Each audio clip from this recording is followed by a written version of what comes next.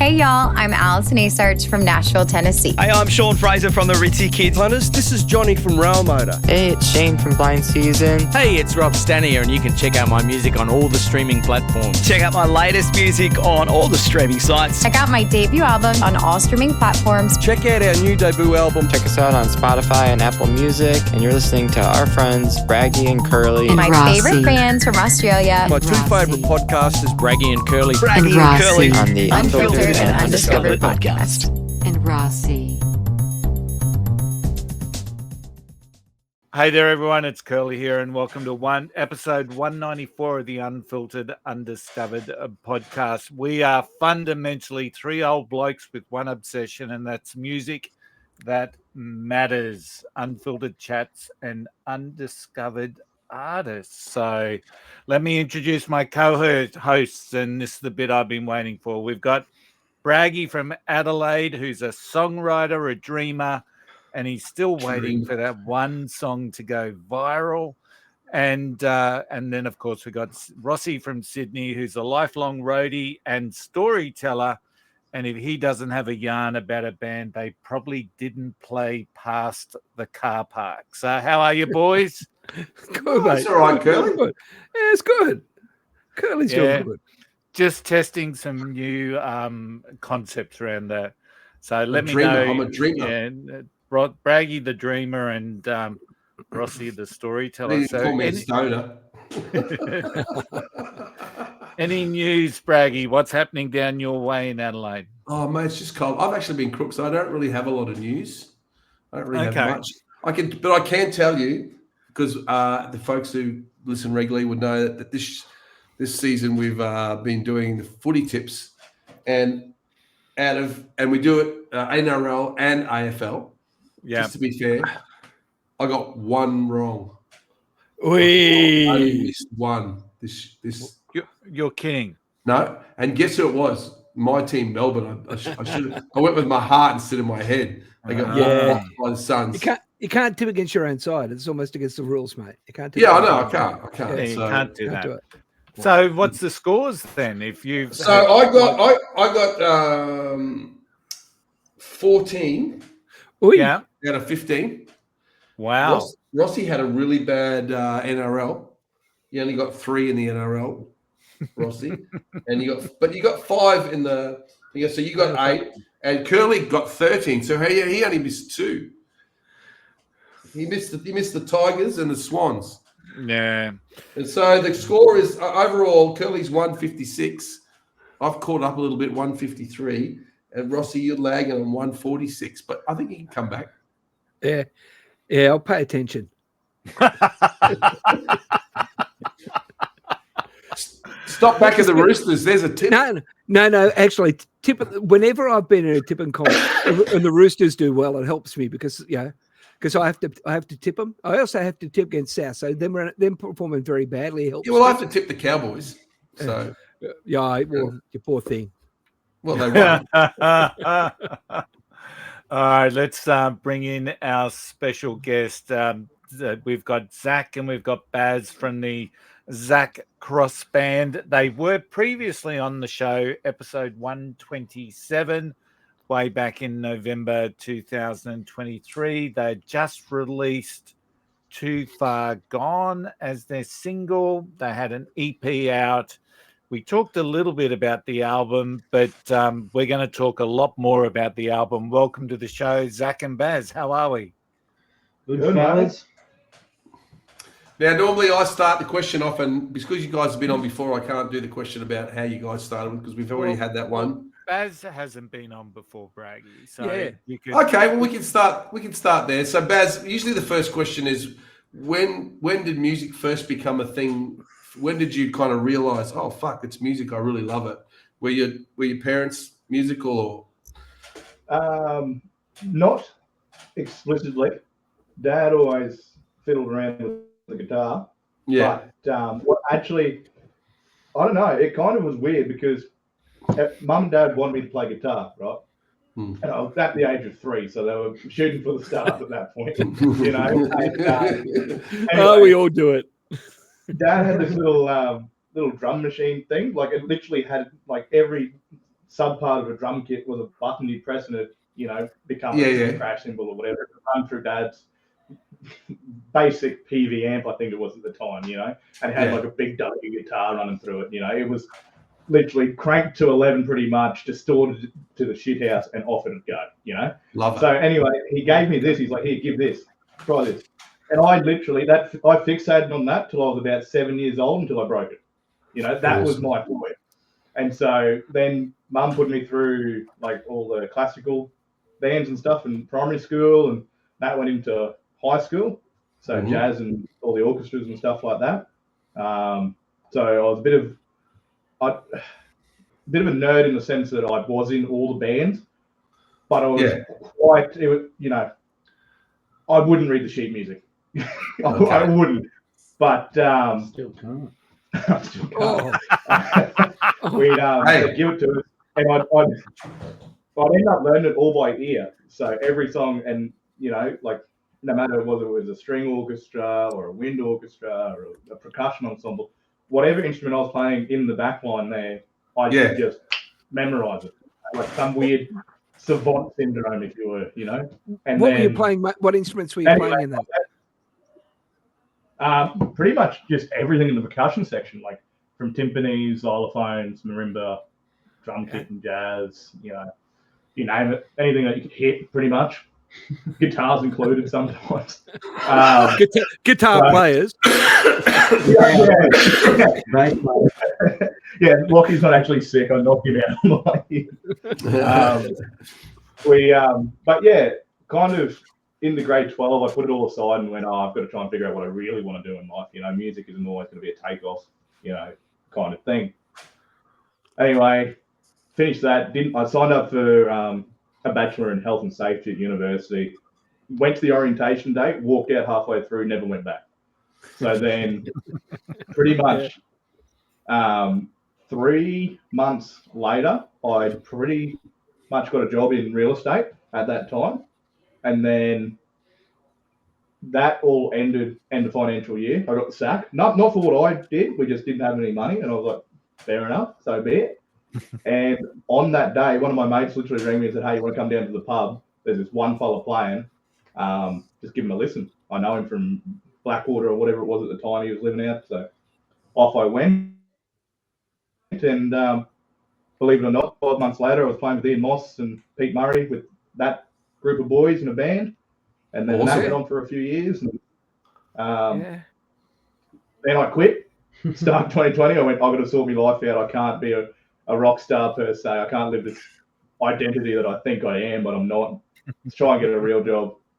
Then I got another phone call from him, and here we are. And then he came and got a real job. That's a great story. So that's great. Yeah, every time you're out, they just drag you back in. Yeah, I try and get away from music, but there's someone out there just pushing me in this direction. So you can't get out, man. I've tried to leave, and every time you can't get out. You can't get out. Every time you're out, it's like the mob. You can't move. You're in. There's nothing. So just a public service announcement. Yeah. So just a public service announcement to our listeners and viewers. Braggy does have the flu, so if you do hear him coughing is I'll try and talk away from the mic. Okay. I'm actually over it now. I feel great now, but it killed me for a while. Look, can I just go because I had another question I thought it was just going to be Zac on. And because and we're going to talk about the album, and there's a couple of tracks on here that I'm really interested in that are really, really freaking rocky. Which I like that. I like that direction. So Zac, if you were going to describe like the genre or the sound of your band to someone who hasn't heard it, what would you say? Oh, that's a tough one, eh? First up. Yeah. Because you're different.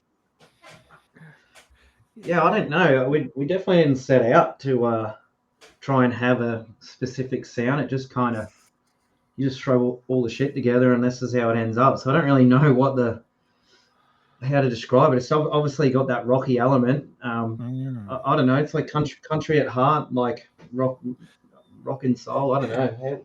I kind of think it was stumped. I think you went to CMC, you saw Luke Combs, and Morgan Wallen was there as well. Yeah. And Zach saw him do like a mashup of all the songs that he was influenced by, like Linkin Park. None of them country. None of them are country. Anyway, me, Zach, and Lachlan all kind of sat in that room and like, oh, let's try and do something like that. And we all threw in our own little suggestions, and that was at the start of the band. So we were all kind of still figuring out who everybody was. You know, I'd pretty much never met these dudes properly before. Yeah. And we all kind of sat around. I think I threw out Motley Crue, Def Leppard. You threw out Linkin Park. Linkin Park, Bring Me the Horizon. Okay, it's starting to make sense. Brought out Rolling Stones, you know. So we were an odd bunch of taste. But I think from that point on, I think it really did cement the direction that we wanted to be. You know, it was kind of the lyrics and the storytelling of country music really resonates within us. Yeah. But I don't think we deviate too far lyrically, but we do, I don't know, rhythm-wise, I suppose, from my end. Yeah. I think we're a little bit back to front when it comes to creating music, because we didn't go into the studio and make music and then have to go and take it to the stage. Like, we were already playing, and we obviously like that energy and that rockier sound, and you know, that people naturally bring more so than their, you know, recorded tracks. As it is, we just, because we're already playing a whole bunch live and liked rocking out, that just kind of found its way into the studio a little bit.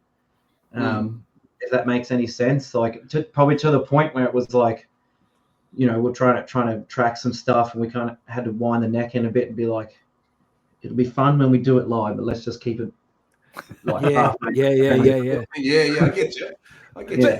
Like vocally, I hear the country influence. Like yes, like it's certainly right there, right in front. So but when you do listen to the arrangements, the backing, like you can even get like a bit of like indie sort of alt out of it as well. And even the way you guys look, you don't look like trad sort of cowboy hat wearing guys. Like the last clip I saw, doing the BNS.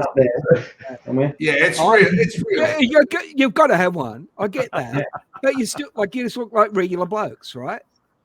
Pretty much. To be like, especially when we go play out west and that, and play some camp drafts and rodeos or whatever, and the boys don't all rock up in their vests and high top boots and whatever. You know, Lockie will rock up bloody wearing Birkenstocks and. And wearing t-shirts, baggy jeans, wearing a skirt. Yeah, pretty much. Yeah. Shoelace belt wrapped around him. You know. But I think we all probably grew up rurally enough, or me specifically, like that country essence, that country at heart. Live and breathe it. You know what I mean? It's just when it comes to that live sound. You know, I just love rocking out. So, I don't know. It's a weird combo. So, Zach, when you write, then are you writing for live?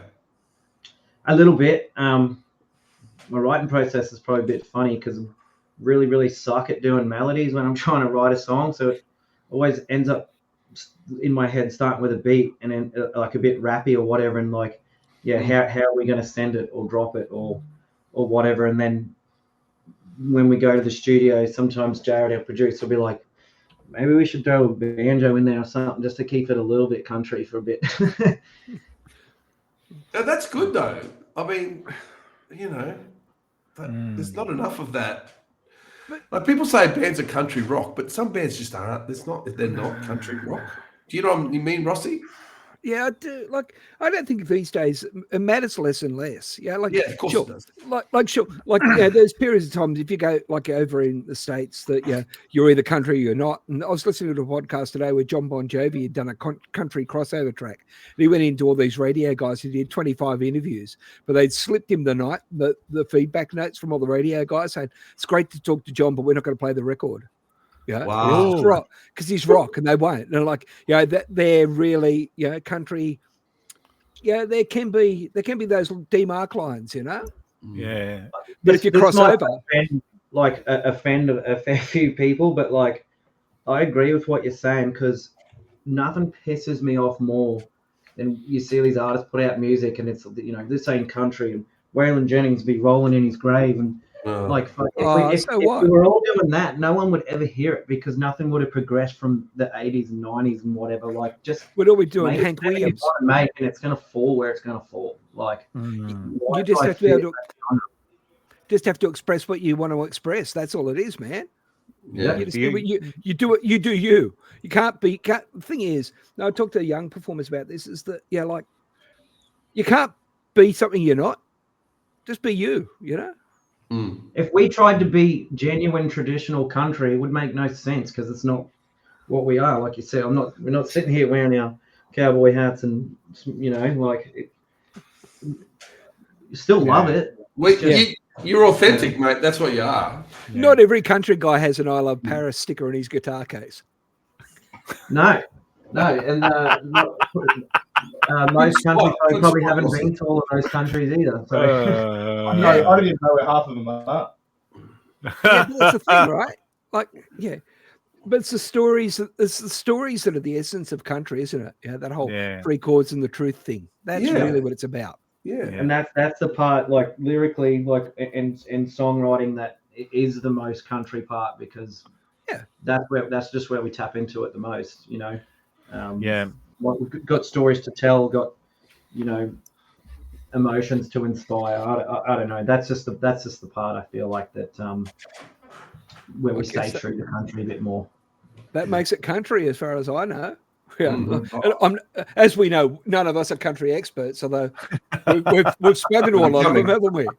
We're getting that way. Yeah. Hey, Zach, with the album, right? So you start off with the song "Country Got It Right." So, and I very firmly believe in what Rossi's talking about. Lyrically, vocally, you can feel the country, the stories that are interspersed right throughout each song.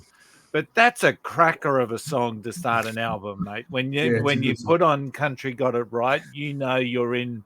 It's just that, like, it's hard to explain, Braggy, isn't it? But to me, it's just almost you would not start that album with any other song in your list. Yeah, and it was written purposely for that, because obviously it's not the most country sounding song at all, so it's kind of ironic. But we knew when we wanted to start the album that we wanted a heavy hitter like that straight up. So I'm actually really glad you said that, because that's the whole reason that we did it.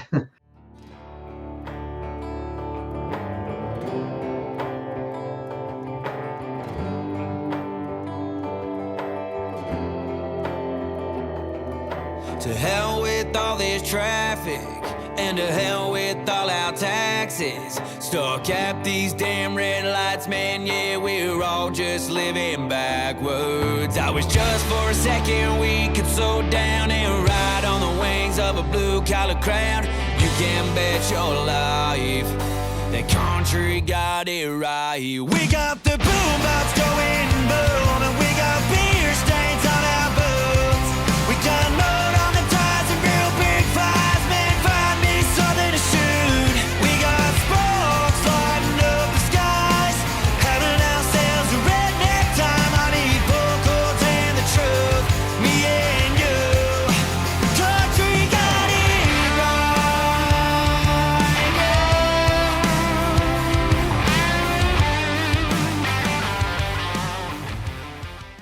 Got to come out of the blocks hard, haven't you? Got to come out of the blocks hard. Yeah. But then you throw the second punch with "Who I Am." That's really got rocky. That's really rocky. I almost had like a Living Colour vibe to it. Rossi. Do you know what I'm saying? That's just the vibe of that song.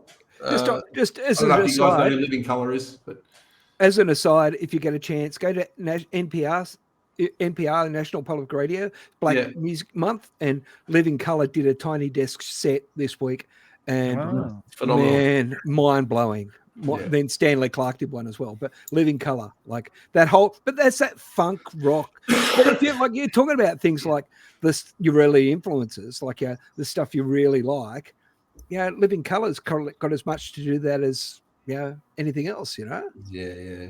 That rock and funk and all that stuff, So those first two songs, you're on a journey and you're just sitting there and I could just, you had a dig at the 80s before, but I could imagine putting that album on in the 80s and just getting excited by those first two songs. And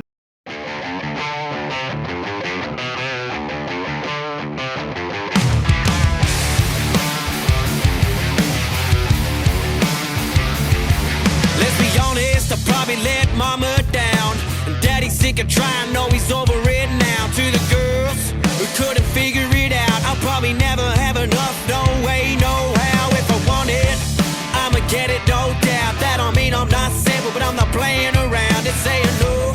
I'll probably never slow down. Piece of something that I've lost, please return it if found. I guess I should be saying sorry now. 'Cause I'm in and out and I'm up and down and I'm back and forth and I'm inside out.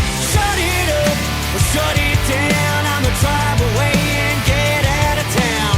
Round and round in circles again and again. Yeah, I know I'm always pushing way past 10. I just damn who I am now. then Too Far Gone, which is a cracker of a song too, it just lowers the tone slightly to give you a bit of a breather. And then you go into Dear God, which is obviously a very personal song for you. Tell us a little bit about Dear God and what's the story behind that? To be honest, I reckon like writing Dear God, like Dear God's probably the song that actually inspired the start of the whole album. Because, you know, obviously it's a bit of a concept album, like the whole thing tells, you know, the 12 songs tell a story. It starts at who I am, you know, with the craziness and the up and down and a lot of attitude and angst.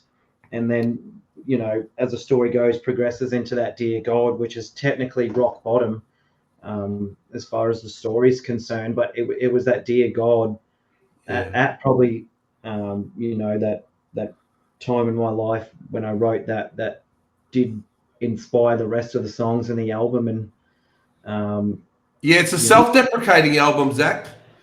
There's a lot. I can link a lot. I've got a lot linked here of songs. So sorry to interrupt. It's no, it's I don't know. It's hard to explain sometimes because they were probably written a fair while ago. But yeah, it was definitely you know, a rock bottom, really terrible time. And I remember sitting around a fire with my parents, and it was probably the first time I seen them genuinely pretty concerned and like giving me a bit of a talking to. And I kind of spilled my guts to him, and my old man goes, why don't you go try find some solace in God? Why don't you do something a bit left field and go to church or something? And I was just like, the hell are you talking about? We're not church people. Like this, I got a love-hate relationship with this guy. I'm kind of off him at the moment. But anyway, it sparked something. And I reckon half an hour later, I had this song written.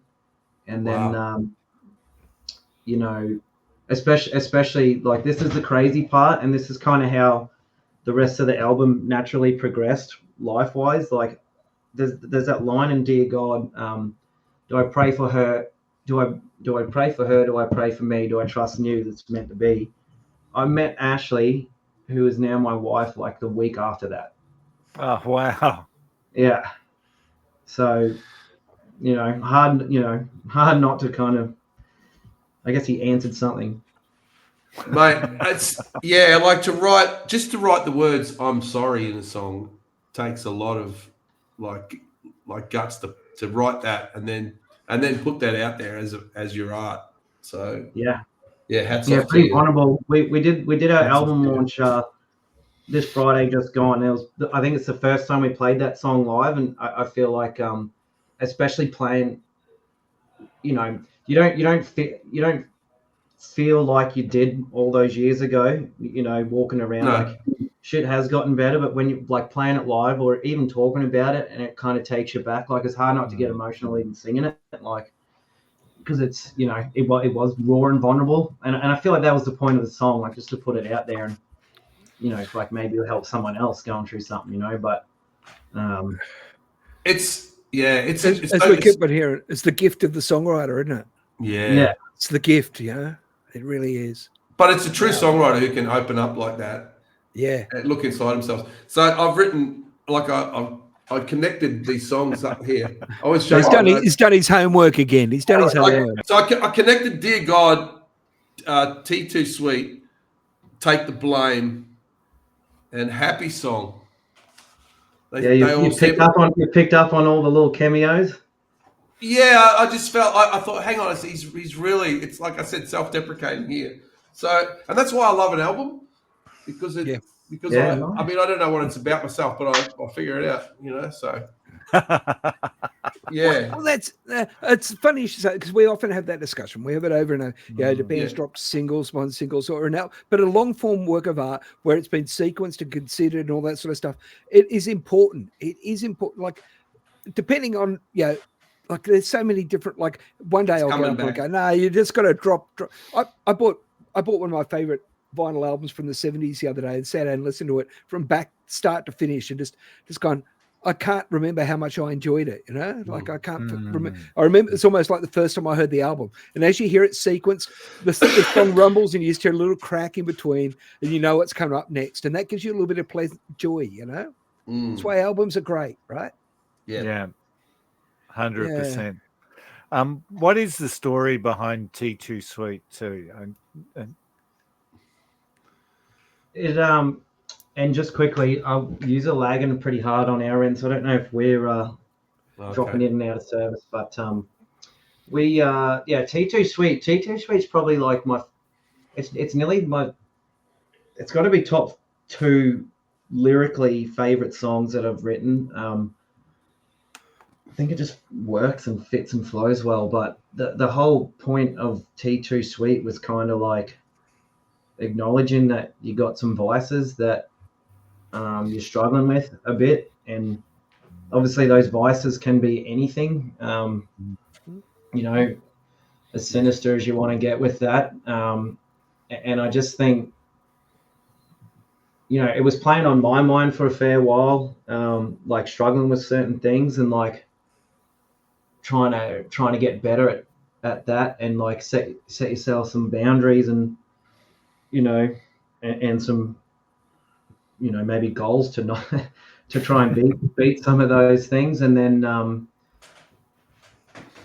everyone's got a vice or whatever that you're struggling with. There's a bit of depth to it in the chorus by sort of making it about even if I beat this shit, you won't come back to me anyway, so like whatever. But I kind of wanted to not make it too dark, and like that's why the main climax is like, but I still take my tea too sweet, because it's good. It's a good little metaphor. Sugars in my tea, but a good little metaphor.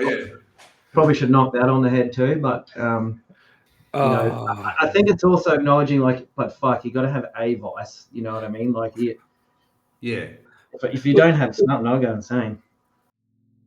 I thought praying for me was make-believe, but I know you still do.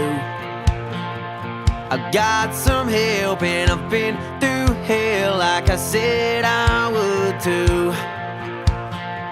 I'm running out of time, working on my patience. I'm not giving up on trying, I'm just saying, I'm just saying, I'm just saying, keep on praying. I could give up my vices and listen to advice and work out a better way. I could quit chasing higher and change up my life, and learn from all my mistakes. I can kick the bad habits, cause you wouldn't have it, but I don't think you'd come back to me. I'm doing just fine and I'm living my life, but I still take my tea too sweet. Look, what I'll say is like, I don't drink, I don't smoke, I've done all that, and like I've been about 30 years without, and I'm sitting there thinking, do I need to give up coffee? And I'm like going, hang on, like where's it going to stop? Yeah, and that's the thing. Like, you gotta, you just gotta not let it control you. That's all. You know? That's it, isn't it? Yeah. Yeah. I haven't given up anything yet. I'm sure the time will come. I haven't taken anything well, it makes at all. I just fucking do it all. It makes more sense. It's making more sense now talking to you, Zach. That like Curly said, that's a great song to start with. Country got it right, but you still got the music. That's your voice. That's the music lives on at the end. That's a great little way to end. I feel like probably the more that I explain some of these songs, like it probably helps explain some of the others as well. Especially the music lives on at the end because it references like most of these songs as a bit of like a reflection or whatever, and especially or even in a happy song where I say fuck all of the tea and trying to get more sleep. That's literally about tea too sweet. Happy song's interesting. I feel like I'm hearing the background there. Almost sounds like there's a bit of death metal, like a vocal in the background. Yes, sir. There is. Yeah. Yeah. So that's where you guys. That's where it's come from, isn't it? So as a live act, right? Like you've taken these songs in the studio and you brought them. So you go out and play live. And how do you feel? Like, how do you feel the songs stand up live? And what's the difference between the way you recorded them and the way you play them live? Good question. The main difference with a handful of the songs playing them live is the rhythm guitar's on the track, and there's a few songs I put the guitar down and just focus on singing or screaming. But for the most part, we're pretty damn all right at actually playing them live to how they go in the studio, because that's how we made them. We figured them out before we went down there. Do you like playing the festival stage, or would you rather? Do you like playing in BNSs, small pub gig? What's your preference, boys? BNSs. Festival every day of the week. Festival. Okay. There's some big festivals, I reckon. Festivals and BNS after party. Yeah. Mm. Then we can all have that tea. Yeah. But is that because there's rum in the tea? with those sorts of shows, people are going to be hell bound on having a good time, and there's no pressure on you to bring a crowd. You know, there's going to be a crowd when you turn up, right? Well, you're dead right, because I feel like when you go through a string of like playing all the festivals or the bigger stuff, you know, and the bigger crowds, for sure there's that pressure to perform properly and not muck it up and get the crowd firing, and you know, which we love. Like the bigger the crowd, the better. I feel like the more people, the less nervous for sure. But I feel like when you go back and play like a BNS or a rodeo or something, you can just do whatever the hell that you want, because you know what I mean. Like we're just there to entertain them, and we can get as rowdy as we want. We don't have to maybe, you know, like fuck money and take my hat off. We're not even singing horses, but that's where the line's from. Not singing horses. Yeah. I think it's only fair. I'm all for that. Don't sing it. But like just watching the clip, looks like you guys look quite at home playing live, right? I'm watching you sitting behind the kit and you're giving it a hammer and Baz looks like he's been there for a long time. Baz look as though you're locked in, you're in the pocket, and you're doing what you do, you know, like, and that's what I kind of dig, right? Yeah. So, Zach, obviously, it seems like you're the main songwriter, but you know, how does it work? You bring in a whole song, or you know, do you bring in little bits and the other boys figure out something? How does it work? Or do you know? It's I don't know. We've done it a few different ways. I feel like for the most part, I'll have the lyrics written or like the bass, you know, sort of structure and key figured out. You know what I mean? Like I'll pretty much just have it done on an acoustic guitar. You know, write it, figure it out on acoustic guitar, and then have this idea or the essence of the song that I'm chasing, and then bring it to the boys, and then let's jam this shit out. I reckon 9 times out of 10, by the time we finish that, it's completely different. Like essence is still there, but you know, everyone's flavor, you know, the song's influenced by everyone, and then Yeah. We kind of have a good idea by the time we take it to the studio, and then by the time we get out of there, when Jared's done his thing or whatever, like it can be different again. And I think because all our influences, like we said, are so broad, or there's we got a diverse sound. There's pros and cons to that, because we can take shit all different ways, and sometimes we can take it away that we didn't expect, and it ends up better. And sometimes you get at a crossroads, like, okay, do we make this more country and wind it back a bit, or do we send it? T2 Sweet originally was written quite like softer and more, I don't know, ballady and like emotional and shit. And by the time we ended up jamming it out, it became like a rock and roll song, which I'm freaking happy that it did. But like, that's just what happens. Yeah. So I was reading. So your bass player, does he do much BVs, and what's that about? Well, J-Bob came into it. He only joined us like last August. Gimpy Mustard was the first thing he played last August. Yeah. So Jamin wasn't a part of actually like when we were down the studio making this album. Yeah. But obviously he's been with us since August. So definitely try to get him to sing. Try to get him to sing more than play bass, because he's better at that.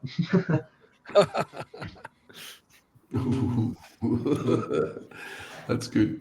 So one of the things, Zach and Baz, that I picked up in the album is just about every song there's something different musically. Like it was a real, like, it was interesting. Braggy's asked you about where would you define yourself. When you're listening to the album, it's really hard to pinpoint exactly where you fit, because there's just something musically different in every song as it flows through. But the one that really took me by surprise and is Take the Blame, because when I'm listening to that and I'm hearing it's like the bass line, or I'm presuming it's the bass line, to me it's that there's a little bit of New Order and Joy Division and The Cure in that particular song. It's different.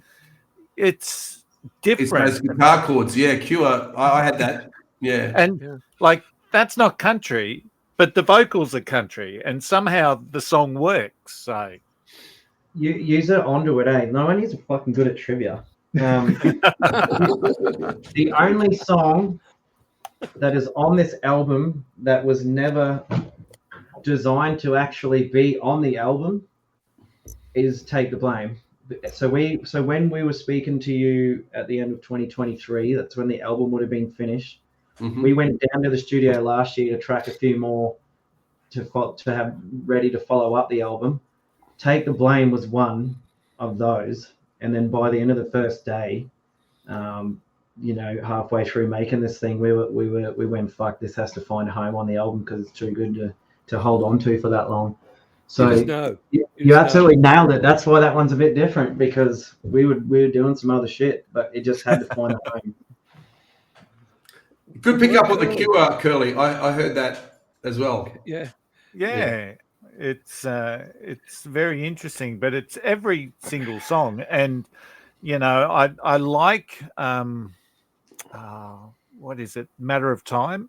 There's just a certain level of, like, the first half of the album, if we were to be the traditional side A, side B, but some of the takes that I take out of the second side B, is there's a little bit more love stories in there, and I like almost the things get confident better. The confidence of it's just a matter of time. I like the confidence in that song. But then when I found I feel like it's very like I said, the whole album tells a story, and like chronologically, you know what I mean? Like, it really does chronologically tell that story, but then, like, throughout that, it's a freaking roller coaster. So, like, it's not a trajectory of we start at the bottom and then we get happy, you know what I mean? It's kind of like you're taking 2 steps forward, 1 step back, and, like, you're getting your shit together, but then there can still be a curveball that's thrown at you. So that's why it's not all constantly improving. But yes, you're right. From like that second half is pretty much, in walks Ashley for me. So we're right, and we're coming to it. Yeah, that's right. So what you're saying, Curly, if this was vinyl on two sides, Matter of Time would be the last song on the first side, and so you left like, oh, it's only a matter of time before, and then turn over, and away we go. Yeah, it's Okay. just that whole concept. Sorry, we come from the vinyl age, boys. Yeah, just that confidence of it's a matter of time. She'll be mine. She'll be mine. So you can just. That's all right. I'm going to talk lyrics then. I'm going to pick I like my favorite lyric, Straight Up. And I found me when I found you. That's like freaking, that's like Jack Nicholson in As Good As It Gets. You make me a better man. Isn't that a great lyric? You know what? When I Found You is, I think that is the oldest song on the album. That I wrote that back with all the songs that were on the EP, like in that little era, and it didn't quite make the cut because at the time, we couldn't figure out how to freaking make it sound good or how to make it flow. Just kind of got stuck in like certain melodies that didn't work, so it got shelved, and then. When we're doing this album, and like I knew, like again, chronologically, like there was a bit. I got this song that's just going to fit so well here, and because enough time had passed and we picked it back up with a fresh slate, like it honestly come together super easy. 3 chords, that's why. Yeah, that's proper country. Yeah. proper country. That's proper. 3 chords and the truth. 3 chords and all lies. 3 chords and the truth. So as far as personalities in the band, it's 3-piece or 4-piece, 3-piece. 4-piece. 4. So who's the most organised? Yes, sir. Yeah. And who's the wild card? Oh, probably all of us on our day. just depends on which day it is. Okay. I don't know. Jamin as well. He's off his head. Yeah. So Zach, you've got tell us about your album launch. That was at Flamingos just on Friday night. How'd that go? Good crowd? Yeah, it went good. It went probably as expected. We I don't know. We got a good number of people in there, but it's like it ended up being a lot of friends and family and stuff, and plus a few extras. So it was kind of big enough to have that crowd in front of you and have some fun, but it was also kind of small and intimate enough that I feel like we didn't have to try and put on some big great show. Like we could sort of talk a bit of shit and interact with everyone, and I don't know, it felt pretty comfortable to me. It was good fun. It was and that was the first time we played a lot of the songs off the album live too. We road tested a fair few of them over the last year or two, but there was a good handful there that we'd never done. So it was fun and exciting. So you guys have played the Gympie Must. Have you guys been to Tamworth or? Went to Tamworth this year for the first time. On Baz's birthday. Didn't have to drive home that day. 42. Couldn't drive home that day. We've been trying to get to Tamworth for a couple years, but like life-wise, we just physically couldn't get there. We've had shit on, but got there this year for the first time, and obviously going back next year. So that's good. Is there anything you need to say, Curly? I will, but did you go to play or just to feel it or test it out? No, we played we played 2 things at the Long Yard, 2 shows at the Long Yard. Yeah. And we'll be back at the Long Yard next year. Oh yeah, next year. It was good. I feel like because I think we played the Friday and then Saturday night. Okay. And we have a bit of a heavier rocky sound, and Tamworth I guess can be quite more traditional. I feel like we had to kind of respect the traditional element of it, so Friday we dipped our toe in the water a little bit and just see how far we could take it with rocking and rolling, and went off. So Saturday we absolutely sent it, and got nice and rowdy. Yeah. we figured out our clientele. So, but to be fair, country is a destination on the way to rock and roll. Oh. Oh, yeah. Whoa! Someone Rossi.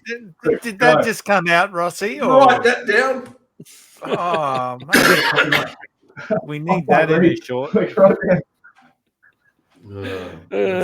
the question is, Zach, right? So do you ever think you'll walk the red carpet at the Golden Guitars? The Zac Cross Band. Well, I mean, I'll back it in. well, I mean, we'll probably get the chance to do that next year because we should be off playing that weekend, and we should be. You should. Well, I didn't tell you. Oh, well, there we go. I didn't tell you. I don't know if we'll ever get a golden guitar. Maybe a plastic Steel one. one. Yeah. Rubber. Well, you got to point a difference. That's the thing. Yeah, you got to point. It is a point of difference, and you know, there's just this whole vibe around country music and or the country music community, and I think if the songs and the lyrics and the stories resonate, they don't really care who gets up on stage. I think in many respects, as long as it's good music. So yeah. So no matter what, like over, I don't know, through our little journey, I don't know, you do a bit of self-discovery and like trying to find your sound and dipping your toe in a bit of this and that, and I just think we've found our sound and we've I don't know, I think we just like what we're doing, and we're not trying to fit anything and not trying to actually you know, we're not trying to fit a mold or a genre or make a song to do this. We're just going to do our thing, and you know, if it works, it works. If it doesn't, you know, at least we're doing something that we love, and you know, we're not going fuck. We shouldn't have pandered to this or made a song to suit something that we didn't really like. You know, do songs that you like. What's wrong with that? You know, do songs you like yourself. Yeah, 100%. And like, I mean, it's like you can never pick it which one when you put them out, which one's going to go good or bad. Like certain ones that you think like aren't your strongest, and they're the ones that go the best. So I've got no idea. It's like me just to bring that back in. I'm perpetually surprised that, like, in everything I've ever done, I'm a bad judge. I don't know what people like. I know what I like, and it's often not what other people like, and it always surprises me. Shut up. You know, it just always surprises me. Like what? You're in the middle of a project, you know, perspective, right? People say, "Is it good?" You say, "I guess so." I don't know. You know, I genuinely don't know, and they go, "Oh, come on, you know." And I go, "No, I don't know. I got no idea. It's something's good or bad." It's true. Yeah, you do a gig and you think, "Wow, that was shit," and then 1,000 people come up and go, "Man, that was fucking awesome." Yeah, exactly. You think you kill it, and someone goes, "That was shit out." It sounded like a bag of cash. Yeah, so that's right, Zach. The other time you think, "Man, we just nailed it," and then people go, "Ooh, guys, you I hate it when that happens. It's the other three guys in the band. Yeah, always the case. Now, Zach, I'm just going to go back to the red carpet. If you do make the red carpet, the invoice that we send from Unfiltered Undiscovered is that you've got to, when you're being interviewed by whoever it is on the red carpet, all we want is to hear a shout out to the boys. That's it. You don't have to mention the podcast, us. You just got to say, "Hey, just a quick shout out to the boys," because we will know. So that is the only full credit to the boys. Full credit to the boys. That's Full credit to the boys. So we've had one red carpet call already. Kelly, that's right, isn't it? It is. She's our favourite. She's our favourite. She's our favourite. Brittany Elise has done the shout out to the boys, so it's a challenge we give every artist. So, but now the last question for me anyway is the pig day out at Tannum Sands, and that's this Saturday. Can you? Right. What is the pig day out? Okay, two things. One, you haven't had a schedule update because we're not doing that this weekend. I think it's been moved to October. You scared the fuck out of me. Number two is that's been asked a few times, and my answer is I got no fucking idea what pig day out is. I'm assuming there's going to be pulled pork or bacon and eggs for breakfast. Surely there's a spit. There's got to be probably Not going It's to touch probably a that. spit. Yeah. No. What is it? You've looked it up, Rossi. I know what it's Okay. Okay. You've got me intrigued now. So my last question is, what's playing in the band van at the moment? What are you listening to, boys? Sabrina Carpenter #1. And like not getting it all. I suppose it is a lot of pop music at the moment. I don't think we really listen to any. Oh, Wallen's new album obviously is getting a few runs. Yeah. I don't know. Kicks comes on every now and again. Get that little bit of coming back home type of vibe. And then I know the 80s is always my go-to on a Friday on the way to work. I feel like because we're always on the road and we're always playing, but by the time that we're done with that, we don't want to listen to like country or anything that we've been playing. We want to listen to something a little bit left field or random, you know what I mean? It clears the mind. Yeah. You know? Yeah, well, that's what's working for you, I reckon. Listen to the others. Yeah. Broads, yeah. And like before we go to a show, like when we're traveling to somewhere, I reckon it's fairly rarely fully country music. It's a lot of like Linkin Park or My Chem or Bring Me Limp Bizkit. There's a lot of random shit in there just to fire My us Chemical up. Romance is popular around here. I hear a lot of. Every time I'm going in a car, I'm going to a band with the boys to a gig. I'm hearing Silverchair. 100%. Wow. Okay. I just I'm thought pretty sure. Who I Am is a really good country. Like it's proper country rock. It's not. I don't know. I just heard something in that sound on that song. It's still country, but it's really pushing, like you guys say, pushing that envelope towards the rock a little further than other bands do. I feel like it's funny because And I I've like definitely listened to both sort of genres heavily. When you're around the country crowd or whatever, and they listen to songs like that, they go, "Fuck, that is so heavy. That is like a heavy metal song."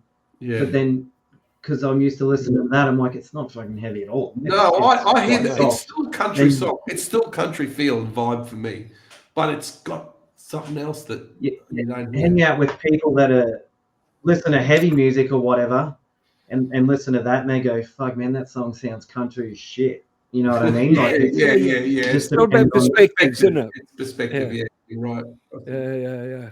Absolutely. Zach, where Man, can I'm glad people you just find? said the song. All right. So where can people find you? Where's the best place for them to check you out? Obviously on all the social media handles. All our social media handles are at Zac Cross Band, so it's pretty straightforward. Or our website, again, www.zaccrossband.com. Or the streaming platforms, which should be pretty self-explanatory. Awesome. Too easy. And some of the songs that we've been talking about tonight, we've added to the Unfiltered Undiscovered Every Damn Song playlist that we have on Spotify. I even changed the names of our playlist, boys. So let's see what it brings up. So, Zach, it has been awesome speaking with you again, and lovely to meet you, Baz. And your album is one that you can truly just listen to. There's intrigue. There's it's just a really cool album, and the flow is awesome. And now that we've learned a little bit more about how it flows and the story behind it, it's well done. Great stuff. So, all righty. No worries. Now, next week, we have got Taylor Sheridan on the show. He's toured Australia with Jimmy Barnes twice, shared stages with international icons like Dionne Warwick and Gladys Knight. He's hit #1 on the ARIA Country Albums chart with his debut record, Troubadour. So Taylor is joining us next week. Now, if you've loved what you heard, sorry, Rossi. I just think that's reckless. I mean, touring with Jimmy Barnes once, but doing it twice. It's just reckless. Yeah, do you reckon he might have a story or two? Let's find out. But if you've loved what you heard, hit follow, share the show, and dig deeper on our Spotify playlist. As I said, it's Unfiltered, Undiscovered. Every damn song is the playlist that has every song that we've ever talked about on the show. So more artists, more stories, more reasons to listen. You've been listening to Unfiltered, Undiscovered. We will see you all again next week. Thanks again, Zac and Baz. Thanks, fellas. Yeah, boys. Cheers. Thank you.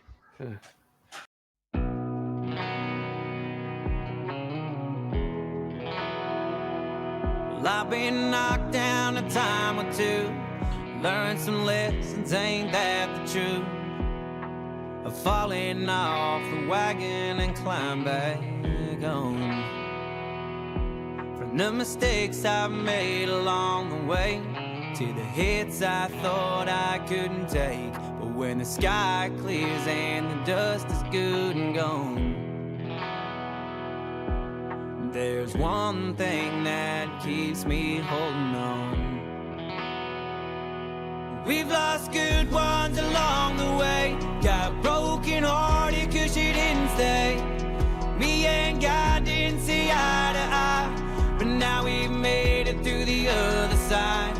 Yeah, we raised a little hell, Lord knows I took it too far myself. When you're looking down on me, I hope you see that the music lives on.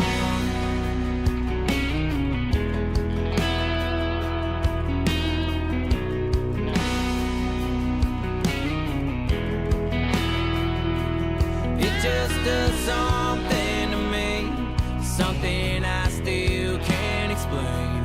I wouldn't be who I am right now if it wasn't running through my veins. Just like alcohol and cigarettes, damn party pills and all the rest. Yeah, it's helped me through more than that stuff ever could, and so it should. Cause we've lost good ones along the way, got broken hearted cause you didn't say.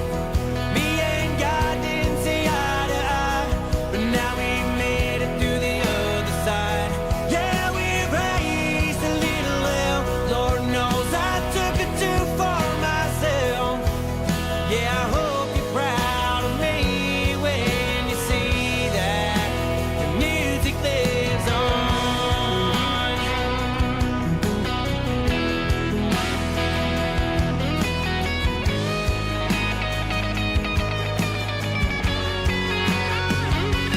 I will fly her back down here if you can't hear us upstairs. Save me a guitar for when I get there, but for now, there's a baby on the way with new love that's here to stay. Me and God still argue sometimes. Yeah, but now we're on the same side.